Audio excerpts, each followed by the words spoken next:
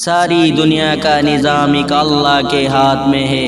اللہ جو چاہے کرے وہ اپنی قدرت سے کرتا ہے۔ سمندر میں مچھلیوں کو رزق، پرندوں کو آسمانوں میں رزق، انسانوں کو رزق، جانوروں کو رزق، سب کو میرا اللہ کھلا رہا ہے اور خود کھانے سے پاک ہے۔ آپ صلی اللہ علیہ وآلہ وسلم قصہ سنا رہے ہیں۔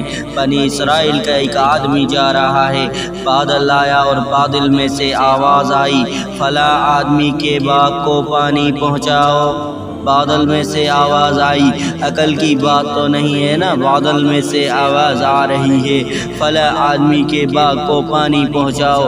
پانی برسا، ایک نالے میں گیا، دیکھا تو ایک آدمی کھیت میں پانی لگا رہا ہے۔ بولے بھائی تمہارا نام کیا ہے؟ اس نے وہی نام بتایا جو بادلوں سے سنا تھا۔